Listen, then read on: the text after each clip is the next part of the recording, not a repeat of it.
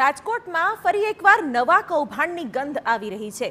રૂડાના માર્જિનમાં મંજૂરી વિના હોર્ડિંગ્સ ખડકી દેવાયા છે। જી હા, રાજકોટનો નવો 150 ફૂટ રિંગ રોડ નવો વિકાસ થતો વિસ્તાર છે।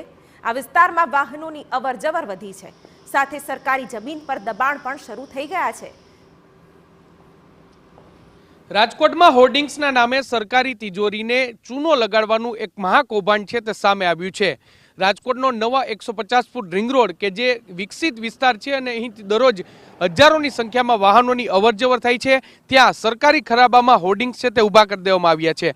આપને હું દ્રશ્યો બતાવવા માંગીશ। રાજકોટના જે પાળ ગામ નજીકનો 150 ફૂટ નવો રિંગ રોડ છે, ત્યાં અત્યારે જે મોટા હોર્ડિંગ્સ છે તે ઊભા કરી દેવામાં આવ્યા છે। લગભગ જે 2 વર્ષથી આ તમામ હોર્ડિંગ્સ છે તે ઊભા કરી દેવામાં આવ્યા છે અને અહીં જે પાળ ગામની આસપાસ જ કુલ 10 જેટલા આ પ્રકારના જે મોટા હોર્ડિંગ્સ છે તે સરકારી ખરાબામાં ઊભા દર મહિને લાખો રૂપિયા ભાડું છે તે વસૂલવામાં આવ્યું છે।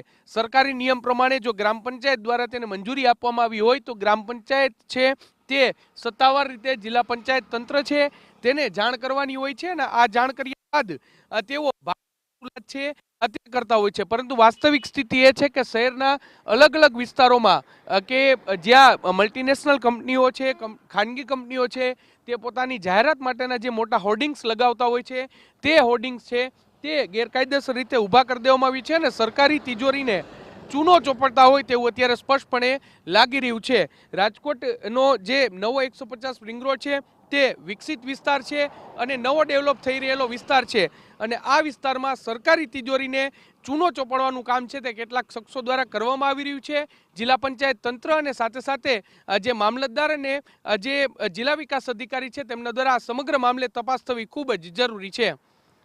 કેમેરા પર્સન ભાવેશ લશ્કરી સાથે મોહિત ભટ્ટ, TV9 રાજકોટ।